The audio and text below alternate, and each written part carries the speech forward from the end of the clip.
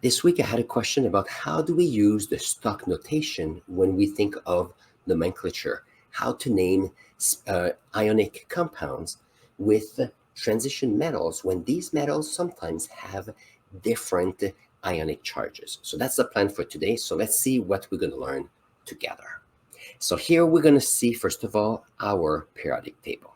So if we go here, so our periodic table here is amazing, and the link is in the description below. If you have lithium, lithium here is an alkali metal. An alkali metal here has a charge of +1 when it becomes an ion. And I'm going to put a card either up in this corner or the other corner about how we end up with ions with metals. On the second column here, we have alkali earth metals, and we have calcium here. Calcium here is on the second column, and when it becomes an ion, it becomes 2+. That's the only charge it can get. When we have an ionic compound is always made of one metal or metal atoms and non-metal ions. So here I'm going to do my example with oxygen today. Oxygen here, when it becomes an ion, it becomes an oxygen ion. And if you look, it has 6 electrons here on the outer shell, and it adds 2 electrons to complete the outer shell, and therefore the charge of an oxygen ion is always 2 negative. It's always that. So let's see what we can learn from there. So if I have here lithium oxide here, it's named lithium oxide. Here we have calcium and oxygen. It becomes calcium oxide. If you look at the charge and see how it works, the charge of oxygen we just mentioned is always 2 negative. But here's something interesting we have to look into. If oxygen is always 2 negative, but we have molecules that are neutral in charges, the only way to do that would have to be in a situation where calcium will be 2+. Now, it works well because when we looked at the periodic table earlier, we know that calcium, being an alkali earth metal, gives us a charge of +2. Because calcium is always +2 and they're together, this creates a neutral compound, and therefore calcium oxide is great. Here we have lithium oxide. Oxygen is always -2, as I mentioned. Lithium here, as being part of the alkali metals. So if I look here, lithium here is on the first column here, that it has an ionic charge of +1.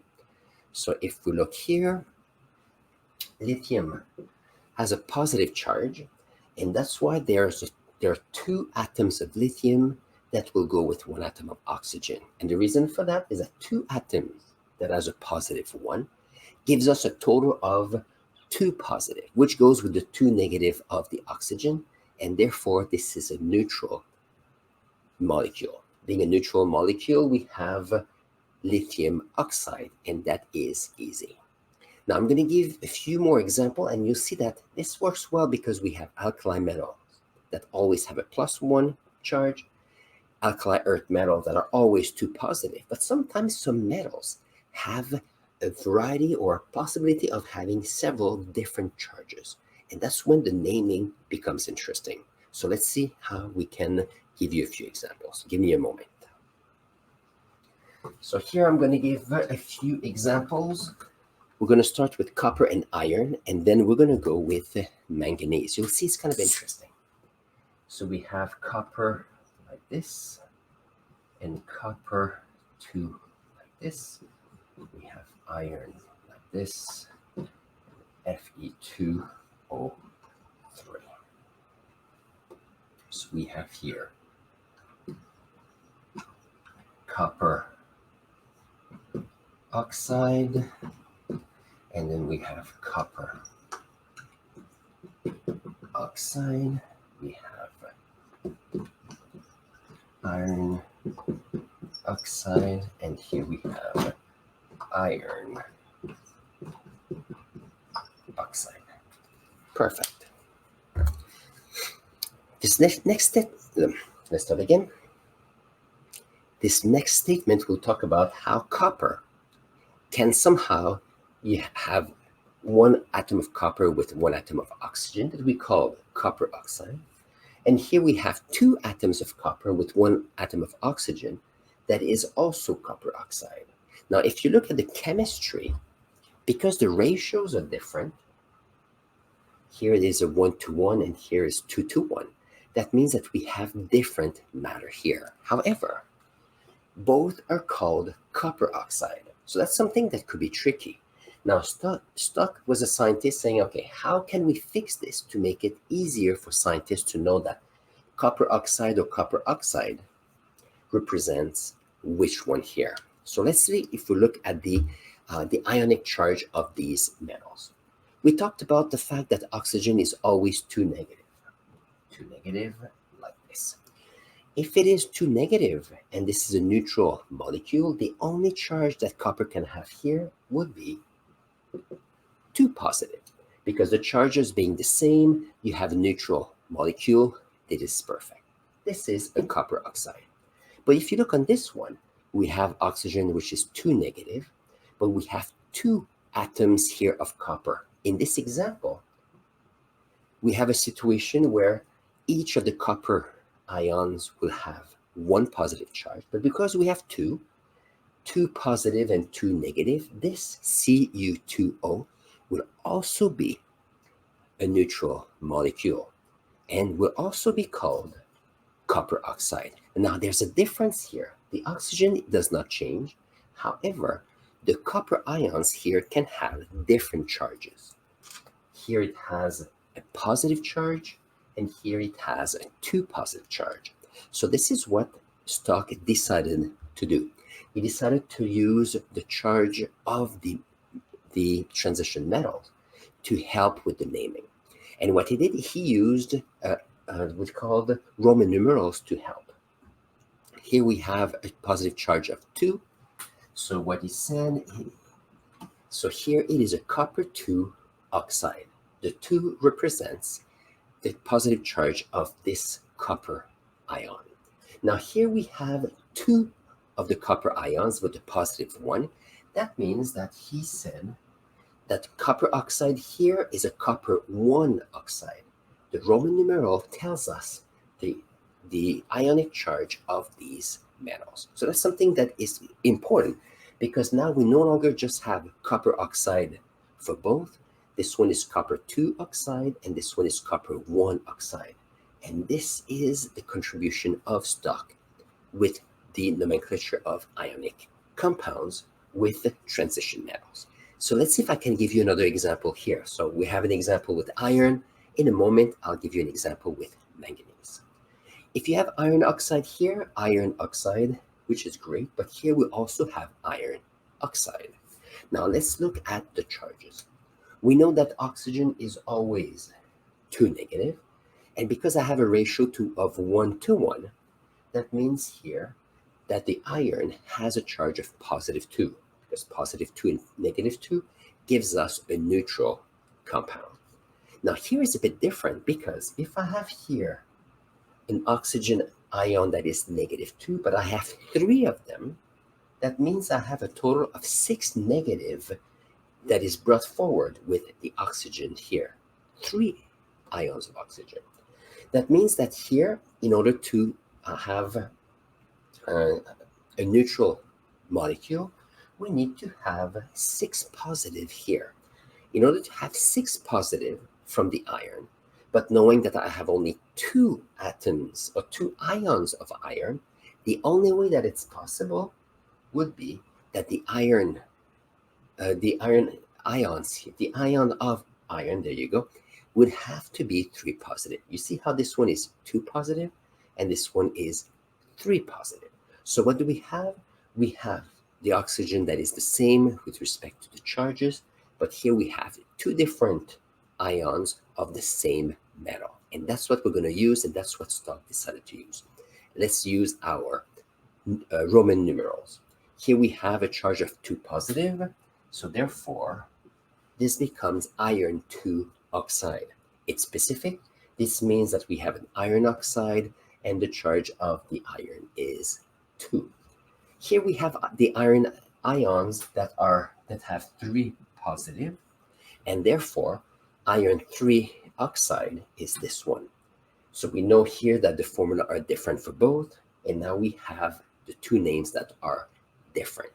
That's true that they're both iron oxide, but more specifically, this is an iron 2 oxide, this is an iron 3 oxide using the stock notation. So let's see if I can add one more example so that we can complete this video. So this is my last example with respect to how to use the stock notation when we have ionic compounds with transition metals.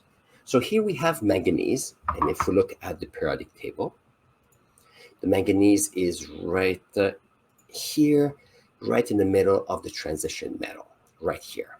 Interestingly enough, it creates different compounds because it can have different charges. So let's see. We have here MnO, Mn2O3, and MnO2. We have here three different molecules. Interestingly enough, we have here manganese oxide, and manganese oxide. How can we make sure that each of these names represent the different ionic compounds that we have here? Here we have to look at the charges. I remind you, we're going to look at the stock notation for this one here. So we have the stock notation. Perfect. We talked earlier that oxygen always has a 2 negative charge. Doesn't change, it's always the same. Here we have 2 negative, and here we have 2 negative. Now, interestingly enough, this molecule has to be neutral in charge. So if we have a 2 negative for the oxygen, for this one, we would have a 2 positive, because a 2 positive and 2 negative together will be able to create a neutral compound. So here, since we have manganese 2 plus, this one here will be manganese 2 oxide. The 2 from the stock notation represent the charge of the metallic ion. Here we have Mn2O3. So what do we have here? We have oxygen that has 2 negatives, but we have 3 ions of oxygen for a total of 6 negative. Because if we have 1 oxygen is 2 negative, 2, it is 4 negative, 3, it is 6 negative.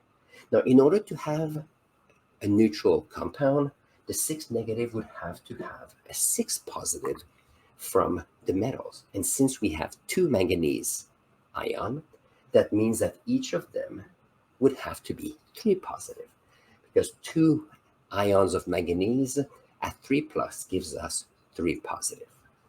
If I take this off, that means that here we have a manganese ions which are 3 positive. So the stock notation tells us that it's called the manganese 3 oxide. Like this. Excellent. Here we have manganese oxide. We have 2 ions of oxygen, each with 2 negative. So we have an overall charge of -4. In order to have a neutral molecule, we need 4 positive here from the transition metal. Since there's only 1 of these ions, that means that the manganese here have to be 4 positive. So here we have manganese oxide, there you go, with a charge of +4. That means that with the stock notation, we end up with manganese 4 oxide. I remind you that the stock notation is using the Roman numerals.